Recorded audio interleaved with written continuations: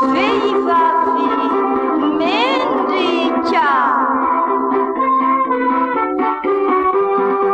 Fandaharana natokana ho an'ny vehivavy. Mpananotosa sy mpanolotra Marthe, Hervee.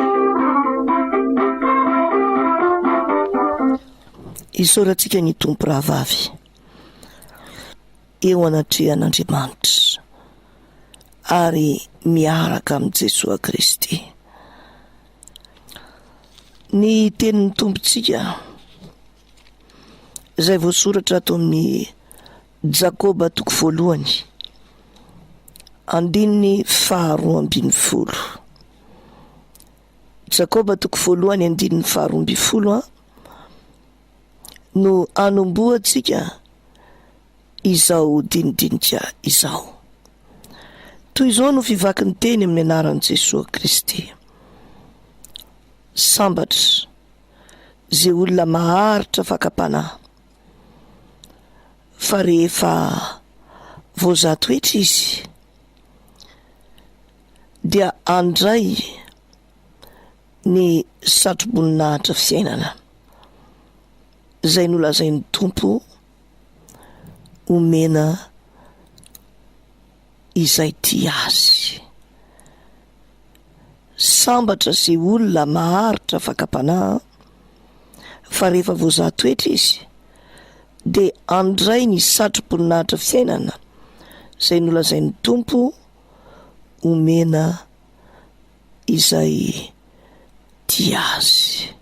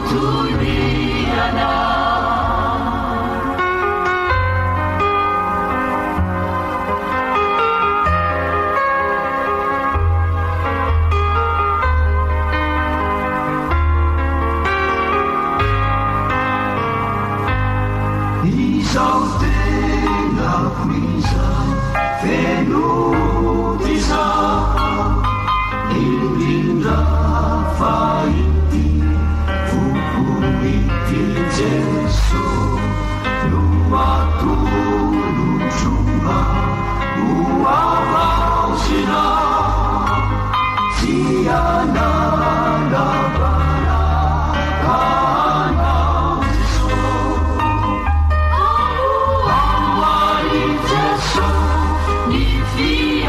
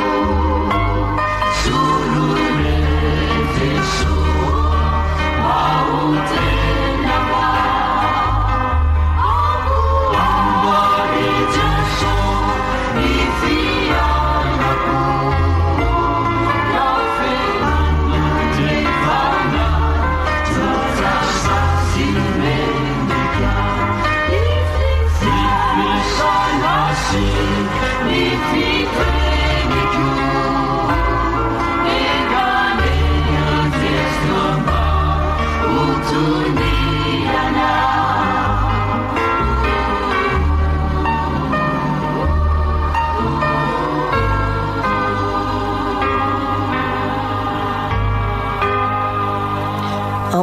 a Jesosy, zay no lohatenin'ny hira retsika teo a, nentin'ny amboara-peo imprimerie adventiste.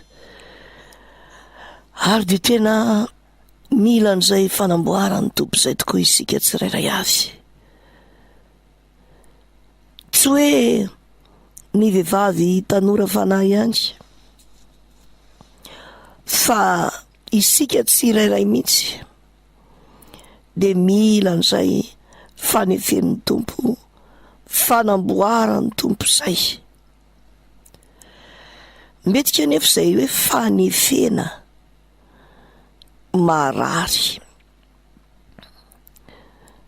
ary mandrakariva de tsy tiatsika, zany hoe tefena izany. Andriamanitra nefa ny mahalala ny hevitra hiferanantsika, hevitra mitondra fiadanana fahatsiloza, ary de izany mahatonga azy manefy atsika noho ny fitiavany atsika. Ny fanefen'Andriamanitra de mahatonga atsika miatsara kokoa hatranitrany, ary mahasoa atsika izany fanefena izany. Tena mahasoa antsika tsirairay avy. Mila manaiky ny fanefen'Andriamanitra isika, mba ho vonina tsara amin'ny asa tsara izay anomanan'Andriamanitra antsika. Tanao ilay voasoratra ato amin'ny Timoty 2:2.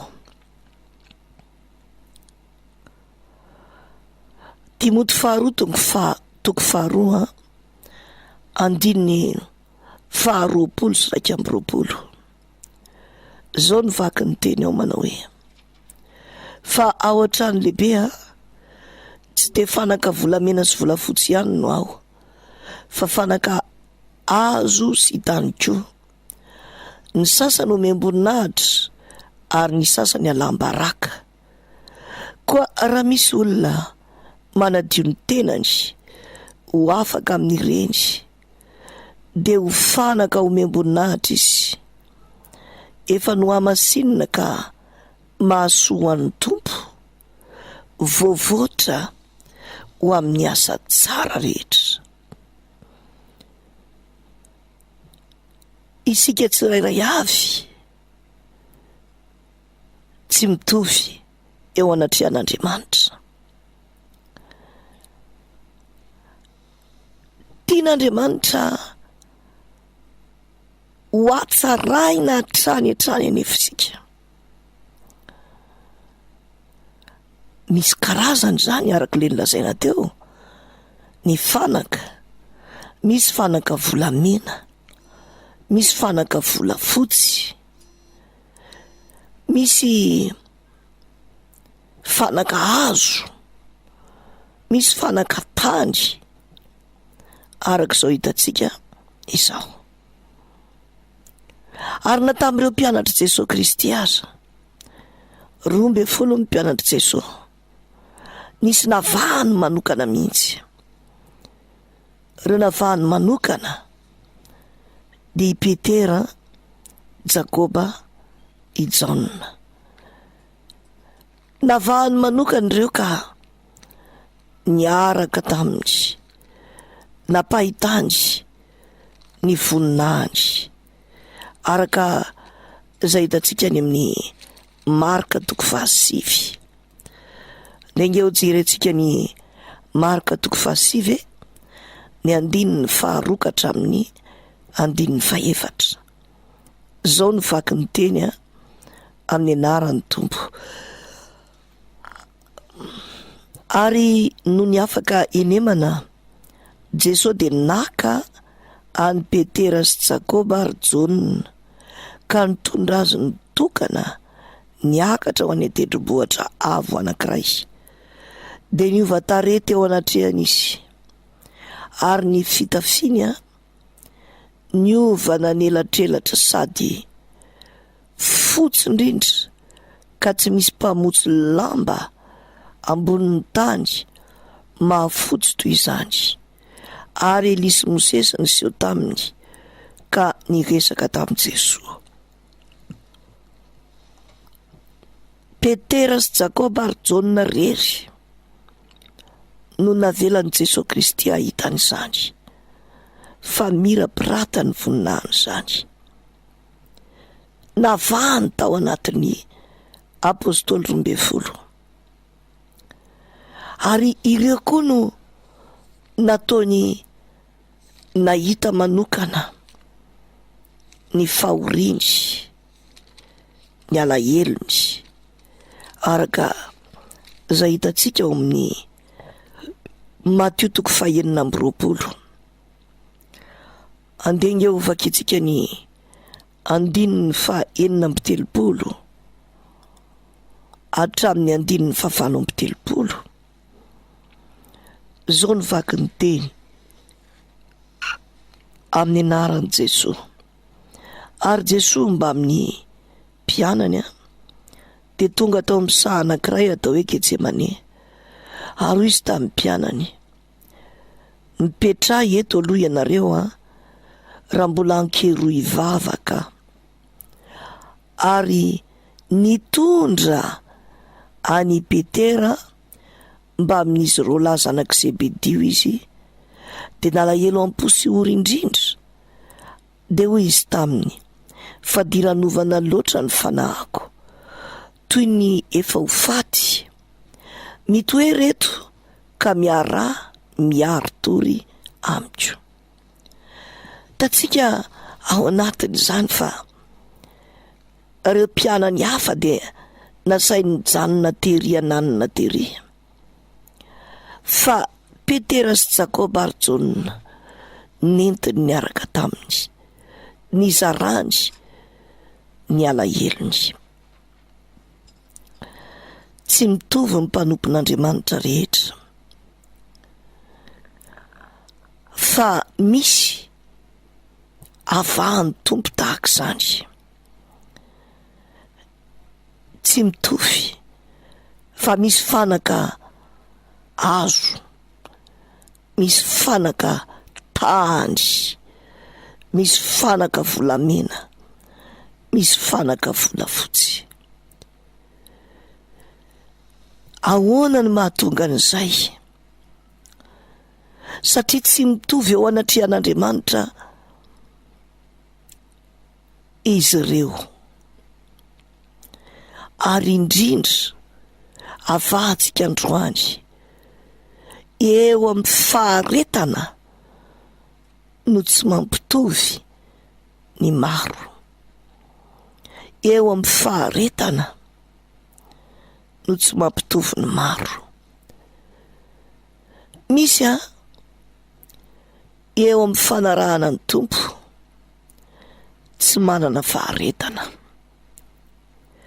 Ary misy kosa eo amin'ny fanarahana ny Tompo tena mitapikitra ary tena mijoro, manana faharetana. Asa manakory ny faharetanao? Manana faharetana ve ianao? Hoy ilay teny amin'ny Hebreo 10:20. Fa tokony hanana faharetana ianareo mba ahazonareo izay lazain'ny teny fikasana rehefa vitanareo ny sitrapon'Andriamanitra. Tokony hanana faharetana ianareo mba ahazonareo izay lazain'ny teny fikasana rehefa vitanareo ny sitrapon'Andriamanitra. Raha vavy malala, andao hoe mba andiny tena isika, atraiza ny faharetantsika.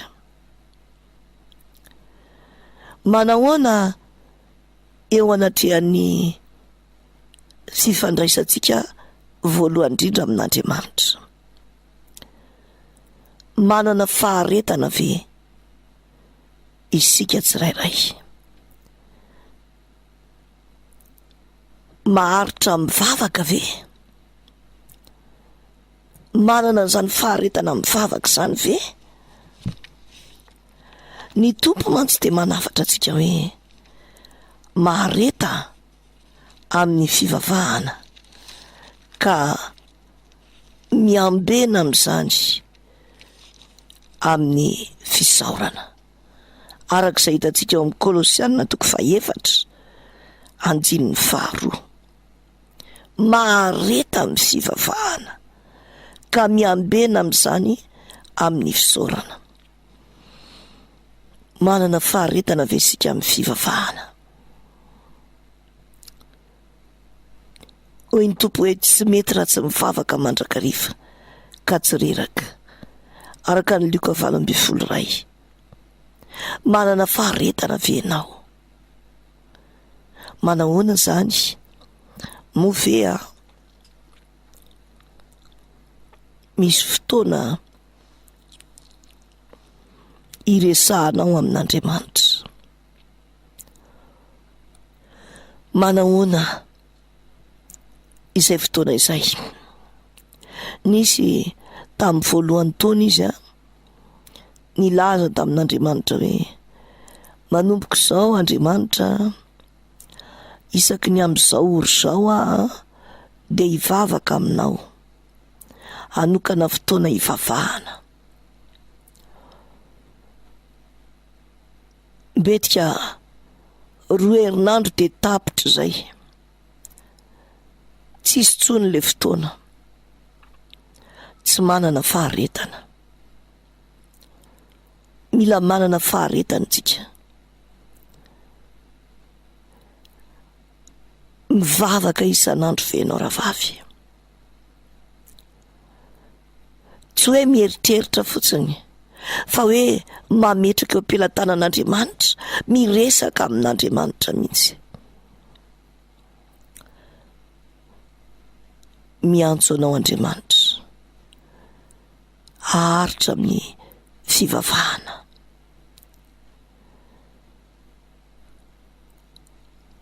Manana faharetana ve ianao eo amin'ny famakiana ny tenin'Andriamanitra? Isan'andro ve ianao manana fotoana hamakianao ny tenin'Andriamanitra? Manana an'izay faharetana izay ve ianao? Mety hitranga koa ny hoe tany amin'ny voalohany taona dia toy izay, fa taoriana dia tsy toy izay intsony. Miantso anao ny Tompo, indrindra amin'izao vanim-potoana sarotra dia sarotra izao.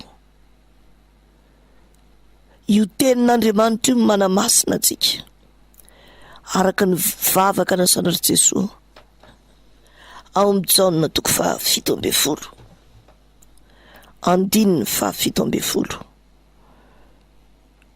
milaza hoe manamasina azy amin'ny fahamarinana, ny teninao no fahamarinana. Io tenin'Andriamanitra io ilaitsika isan'andro io. Tsy eritreritsika hoe zay efa mahay, fa mila mianatra isan'andro isika. Ka miteny tahaka ny apôstôly Paoly ao amin'ny Filipianina 4:3, Filipianina 4:3, 12:12, manao hoe tsy toy ny efa nahazo zahady na efa tanteraka zahady, fa miezaka hiazona zay ny ezonan'i Kristy Jesosy aho. Ry rahalahy, tsy mbola ataoko fiefanahazo ny tenako, fa zavatra ray loha no ataoko, manadino zay zavatra aoriana ka miezaka hanatratra zay zavatra eo aloha. Eny, miezaka hanatratra ny marika aho, ahazoko ny loka ny fiantsoan'Andriamanitra any ambony ao amin'ny Kristy Jesosy. Tena mila manana faharetana kotsika eo amin'ny fiezahana manatanteraka ny sitrapon'Andriamanitra. Manana faharetana amin'ny famakiana ny tenin'Andriamanitra. Aoka tena isan'andro isika ho fiainantsika mihitsy ny hamaky ny tenin'Andriamanitra. Tsy hoe tsy hanao afa-tsy hamaky tenin'Andriamanitra, fa hoe isan'andro misy tenin'Andriamanitra ny velomana. Tsy hoe hifaninanana hoe ny anahy zao efa zao ny tenin'Andriamanitra tadidiko, fa le fiainana le tenin'Andriamanitra ny tena zava-dehibe. Ka mila raisina le tenin'Andriamanitra de manana faharetana eo amin'ny fahazarana mamaky an'izany tenin'Andriamanitra zany isan'andro, miaina an'izany tenin'Andriamanitra zany. Manana faharetana eo amin'ny fankatoavana ny tenin'Andriamanitra. Hoy ilay teny atao Matteo 5:5, andininy 7:20. Ary amin'izany nazovi no mamany anankiray amin'ireo didy madinika indrindra ireo, ka mampianatra ny olona toy izany dia atao hoe kely indrindra amin'ny fanjakany lanitra izy. Fa nazovi no mankatosy mampianatra ireo, dia izy no atao hoe lehibe amin'ny fanjakany lanitra. Tena zava-dehibe fankatoavantsika ny tenin'Andriamanitra. Oka haritra eo amin'ny fankatoavana ny tenin'Andriamanitra isika. Amin'izao vanim-potoana diavintsika izao, ambarako aminao, betsaka ny manozongozona ny finoana. Betsaka manao zay hampahatonga anao hoe toa mivavaka ihany, kanefa dia tena mipirioka tanteraka. Rahavavy malala, mila maharitra isika eo amin'ny fankatoavana an'Andriamanitra. Amin'izao ankehitriny izao,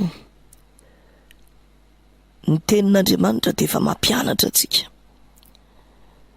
Mampianatra antsika fa ny mikasika ny maty, araka izay hitantsika ato amin'ny mpitoriteny 7, ny andininy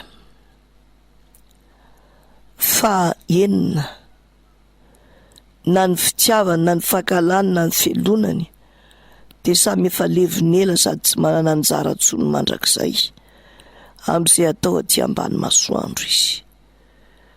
Izay ilay sitrapon'Andriamanitra, tsy manana anjara ntsony ny maty,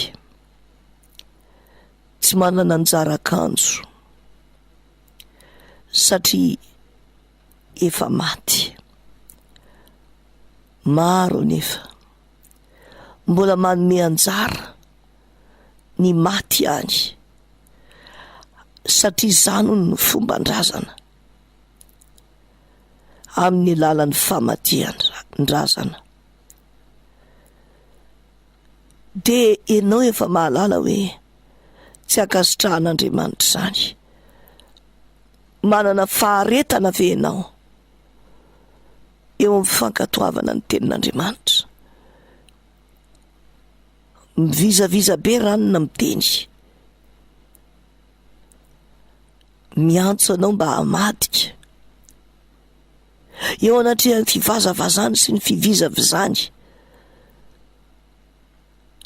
Manana faharetana ve ianao amin'ny fankatoavana ny tenin'Andriamanitra?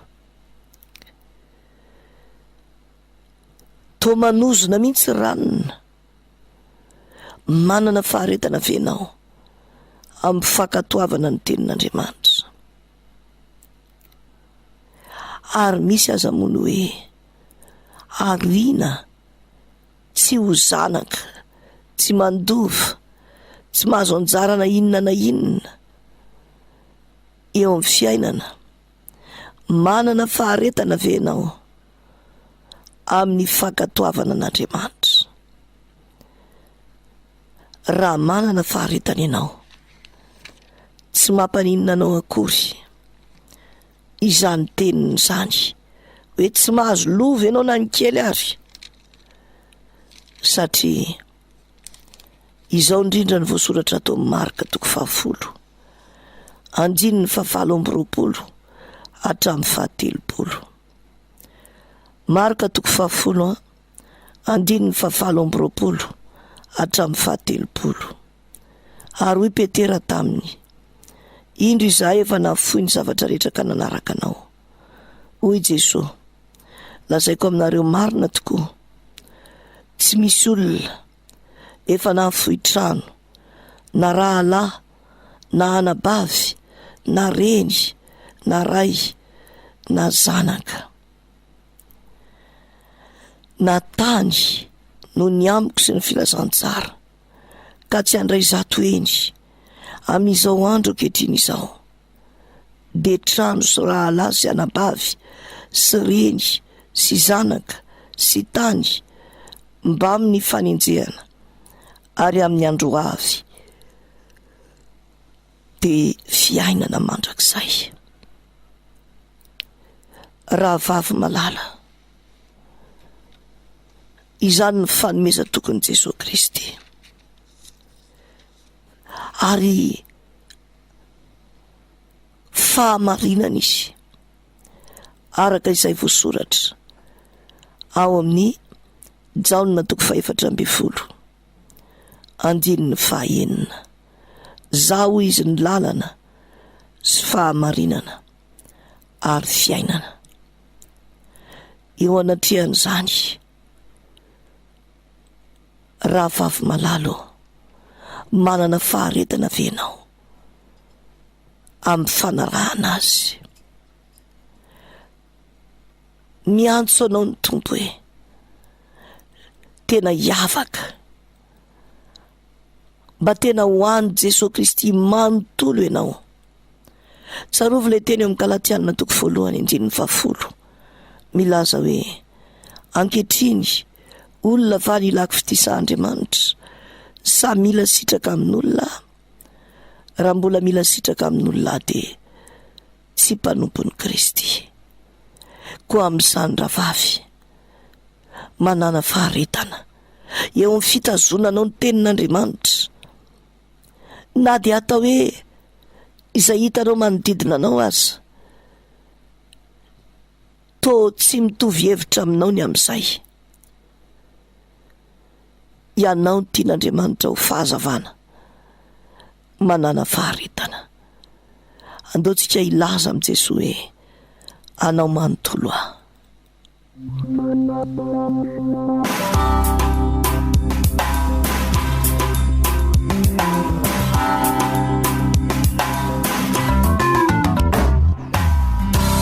Iti ao Jesosy nakuko bitao kanao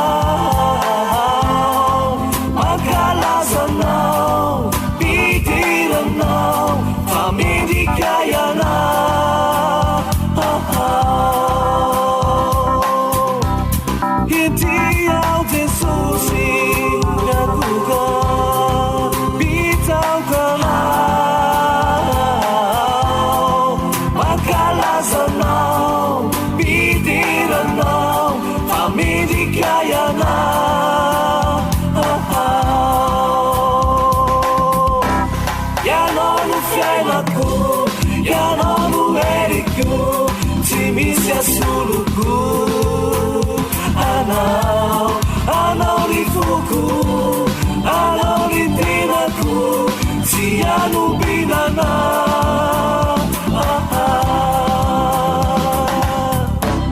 ianao no fiainako ianao no eriko tsy misy asologo anao ny foko anao ny tenako tsy anombinana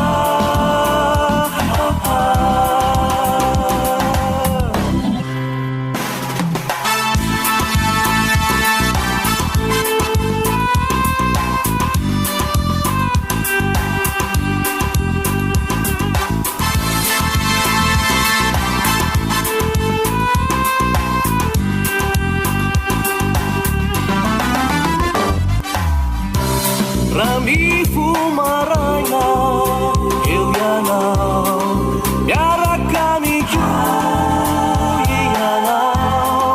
nariva iletika masoandro eu fony anao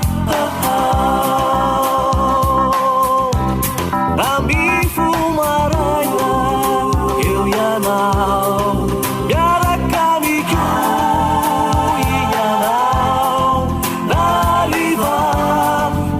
ti chiama suado eu fone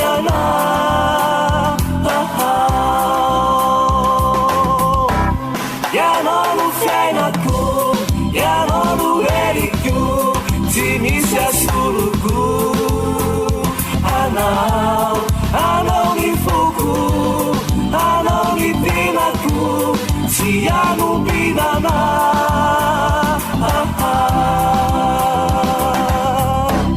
ianao fiainako ianao eriko tsy misy asologo anao ny foko anao ny tenako tsy anombinana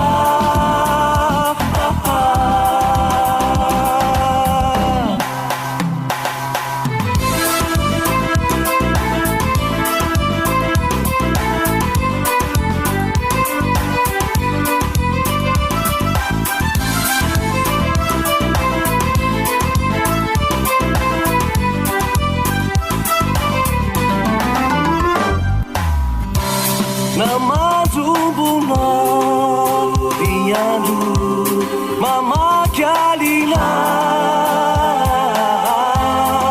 Sima fuyai fa eu fonganau arukuyana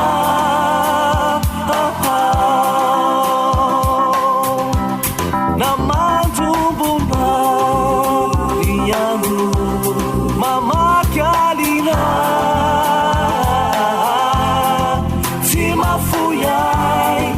eu fone anao arukuyana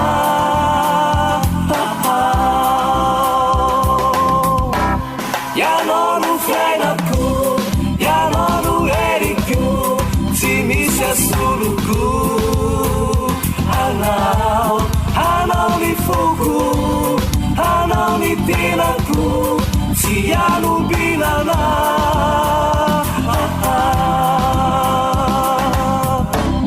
ianao fiainako ianao eriko tsy misy asologo anao ny foko anao ny tenako tsy anombinana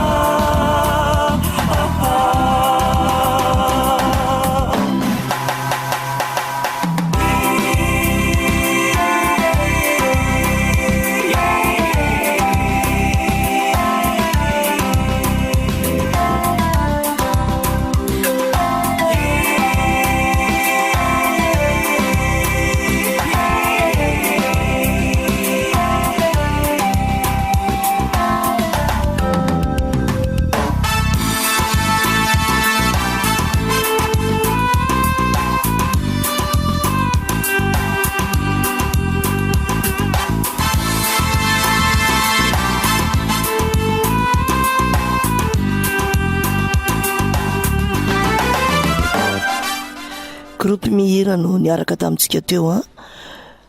Tao anatin'iny hira mitondra ny lohateny hoe anao manontolo indy. An Jesoa manontolo. Zay ny tokony ho fiainantsika tsirairay. Rahavavy a, raha misaraka amin'ny Jesoa any antsika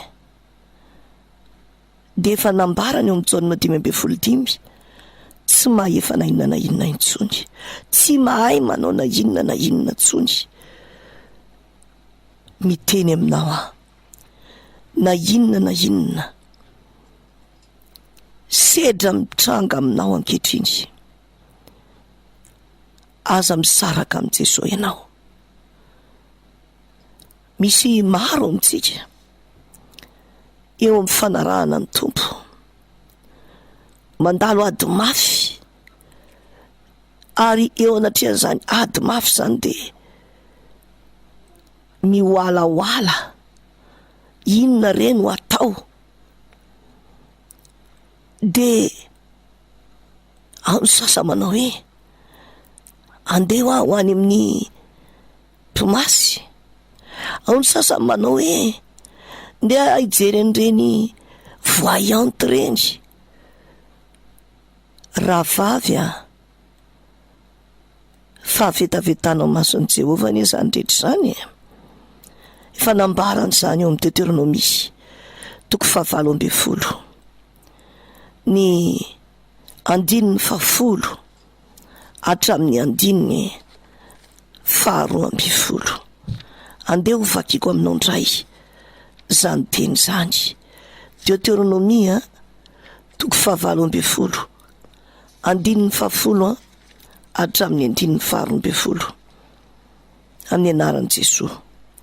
Oka tsisy eo aminao izay mampandeha ny zanany lahy na ny zanany vavy hamaky ny afo, na mpanao fankatovana, na mpanandro, na mpanao sikidy, na mpanana ody, na manao masim-bava, na mpanadina manao azo tsindrin-javatra, na mpanao hatsarana, na mpanontany amin'ny maty, fa fahavetavetana eo imason'i Jehovah izany zavatra zany. Ary izany fahavetavetana zany no androany Jehovah Andriamanitra ho azy eo anoloanao. Mazava be zany tenin'ny Tompo zany. Aza manao izay fahavetavetana eo imason'Andriamanitra, anenenana ny fanaovana an'izany, ary mandetika anao bebe kokoa amin'ny antsana mangitsikitsika zany. Tandremo rahavavy, mila manana faharetana amin'ny fanarahana ny Tompo isika. Na toy inona sedra mpiainana hitantsika. Aoka aharitra ianao, sambatra izay maharitra amin'ny fakapanaho izy. Fa hitantsika ato amin'ity Jakoba 1:1 izay nivakiana tamintsika teo. Rehefa voazato hetra izy izy dia andray ny sadrim-poninahitra fiainana. Aorianany ranonorambe, aorianan'iny rahona maintiny, ambarako aminao misy ny masoandro mibalika. Say zavatra azontsika antoka izay, tsy mijanona ho mainty mandrakariva iny lanitra iny, fa misava ny rahona dia mibalika ny masoandro. Saingy mila manana faharetana ianao, fa tsy hoe eo amin'iny rahona iny na ao anatin'ny aiziny iny dia lasa anao adaladala, lasa heritreritra hoe iza moa ny ahita ato anaty aizina. Miantso anao ny Tompo, manana faharetana rahavavy malala eo amin'ny fanarahana azy. Misintona antsika anao ny tsy sitrapon'Andriamanitra ny devoly, saingy manana faharetana mifikitra amin'ny Jesosy Kristy ianao. Zay ny tena zava-dehibe. Ny an'ny sasany ny fizahany toetra mafy manjo azy dia eo amin'ny aretina, ary ao anatin'izay fanaintainana izay dia tena misy lasa ny teniteny foana an'Andriamanitra. Rahavavy tsarofo Andriamanitra izy, na olona tsotra izao aza tsy tokony hitenitenenantsika foana. Maika fa izy Andriamanitra, aoka tsy hanao adaladala hoy ny afatry ny tompo izay voasoratra ato amin'ny Efesianina 5. Aza manao adaladala hoy izy.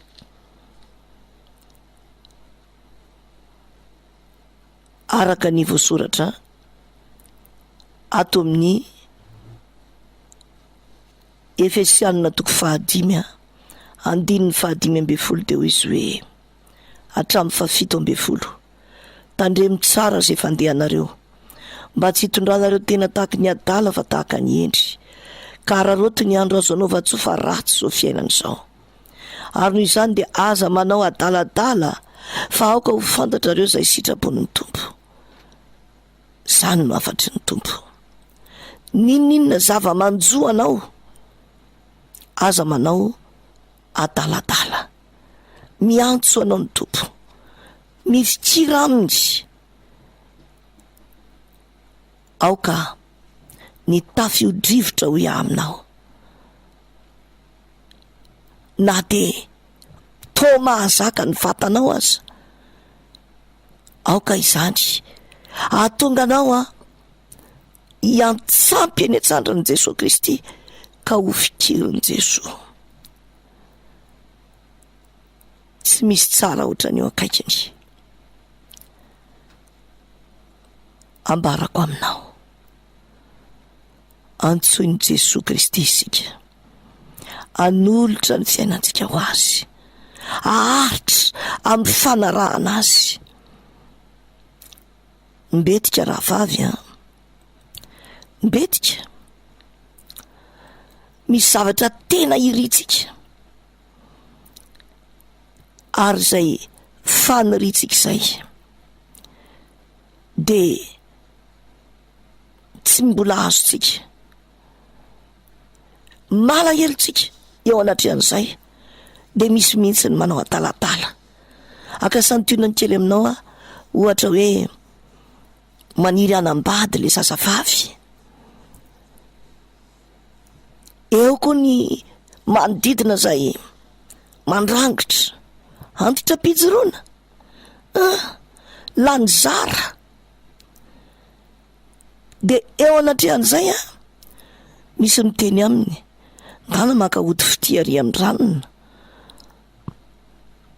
Nivavaka izy nangataka tamin'Andriamanitra, toa mbola tsy azo, dia lasa tokoa dia nanaika n'le afatra le olona ndana maka hody fity, dia any ampelantanan'ny devoly no miraparapa. Tena lazaiko anao, anenenana tongotra matanana ny fanaovana izany. Miantso anao ny tompo, aoka re tsy hisaraka amin'i Jesosy Kristy ianao, fa aina ny fetrana rahanao azy. Miantso anao ny tompo, azo antoka ny tompontsika. Izy ny mpamonjy mora azo indrindra amin'ny fahoriana, azo antoka ny tompontsika. Mahavany olana rehetra izy, misy antony avokoa ny zavatra rehetra velany miseho amin'ny fiainanao. Maharety ianao, matokianao azy. Za mahalala ny hevitra hiverana anareo izy, hevitra mitondra fiadanana fatsilosa. Noho izany tenin'Andriamanitra rehetra izany tenin'Andriamanitra daholo zany ambarako aminao zany. Ny anankiray niraisiko tao amin'ny oabolana 14, zavatra rehetra nataon'Andriamanitra dia misy antony avokoa. Ny anankiray Jeremia 7:2 milaza aminao mifikira amin'Andriamanitra, mahareta. Tokony hanana faharetana ianareo mba azonareo izay lazainy ny teny fikasana rehefa vitanareo ny sitrapon'Andriamanitra. Hoy ny voasoratra amin'ny Hebreo 10:30. Matoki ianao, ianao ianety hira izay entiny ny antoko-pihira andrafango fivavahany ty tsy avelan'Andriamanitra ho izy ireo.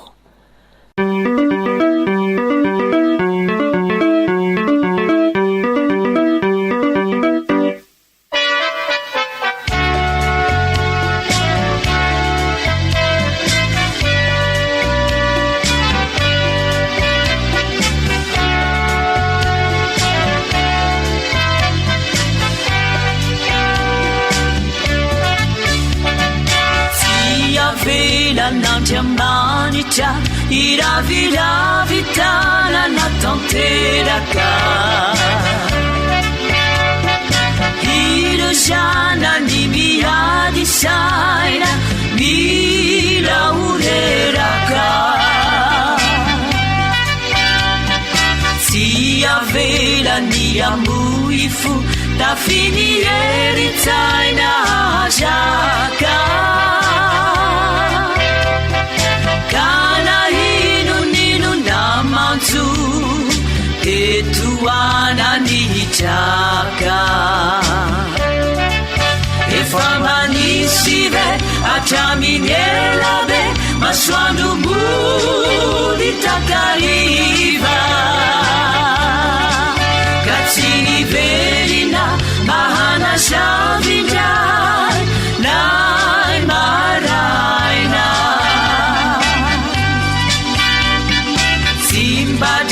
Fitandriamanitra ny fahorina tsy azo laizina, ahitan'ireo voarininy farahidiny amimaizina,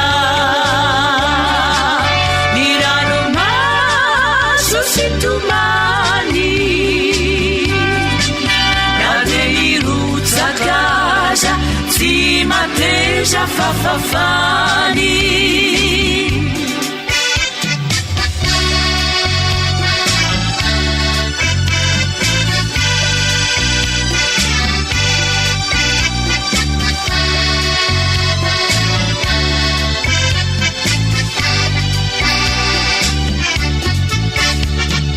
Ratsarona umikija ny ranon'orambe mivatravatra, mibosesika ny alahelo tsy ombitratra, tsapana mierina ny afalina sy ny andro tsara, lasa ny vinany fa tony viana ny sara, efa manisy be hatraminy ela be masoandro mody takariva, ka tsy niverina mahana zavindray nay maraina,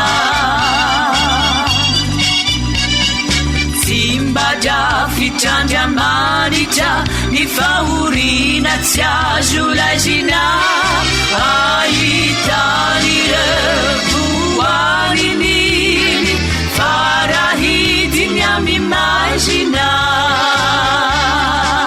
ny ranomaso sy tomany na de irotsakaza tsy mateza fafafany.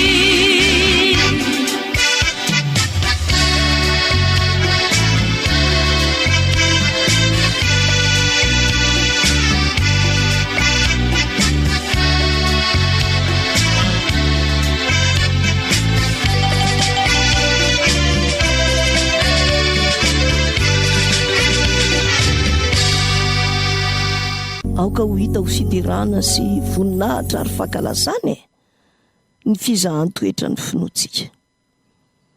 Inona ny tokony ataontsika mba hatateraka izay? Mba hatateraka an'izay dia miteny tahaka an'ireo mpianatra ahoana hoy ireo mpianatra Jesosy? Tompo, ampitomboy ny finoanay.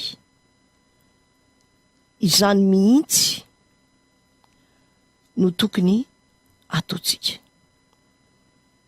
mitombo amin'ny finoana.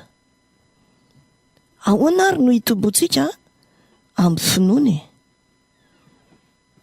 Ny voalohany indrindra aloha dia fahatapahan-kevitra entitra mihitsy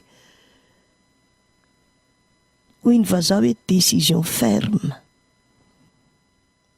Fahatapahan-kevitra entitra hoe za hifidy ny hanompo an'i Jesosy Kristy, mino ny heriny aho, mino ny fahefany aho, anaraka azy aho, na iza tsy tia na iza tsy faly. Zay aloha ny voalohany indrindra. Tena entitra, tsy azo ozongozonina amin'izany. Indraindray tsika nge mezameza ny sasany jereo ity izy hoy izy ireo, dia manondro molotra izy, dia ohatrany hoe menatra tsika amin'ny finoantsika. Dia rehefa menatra ohatr'izay dia miova. Mbola tsy adiniko le rangaly hoe niteneniny ankizy izy, hoy le ankizy tanora, ianareo le tia aza miteny ratsy eo misy olon-dehibe ane io akaikinareo, dekona be ane io lozana fitsoko le dekona be, fa izy indray no niteny. Fa naninona tao mba ilazany hoe jilambo tokoa izy? Hitanao, ohatry ny ratsy amin'ny sasany izany hoe tenenina hoe tena kristianina, aza mirara azy fanondromolotra, aza mirara zay fifosana ao ambadika hoy Jesosy amintsika hoe ahoanao zany fa manaraha ianao. Joba 2:20. Ny manaraka an' Jesosy, zay ny zava-dehibe. Ny faharoa manarakaraka an'izay dia miteny tahaka ny apôstôly Paoly araka le Filipianina 3 Filipianina 3 andininy 12 ka hatramin'ny 14. Hoy ny fivaky ny teny hoe tsy toy ny efa nahazo sahady na efa tanteraka sahady, fa miezaka hiazona zay niazonan'i Kristy Jesosy aho. Ry raha lahy tsy mbola ataoko fa efa nahazo ny tenako, fa zavatra ray loha no ataoko, manadino zay zavatra aoriana ka miezaka anatratra zay zavatra eo aloha. Eny, miezaka anatratra ny marika aho, ahazoko ny loka ny fiantson'Andriamanitra any ambony ao amin'ny Kristy Jesosy. Zany re rahavavy eo, ndao ary tena hiezaka indray tsika na tratra ny marika mba ho hita ho fidirana sy voninahitra ary fankalazana fizahan-toetra amin'ny finoantsika. Amboarina le tsy mety, ny tsy mety rehetra, reny tsy finoana hita reny, amboaritsika reny, dia ho tahin'ny tompo hatrany rahavavy aho.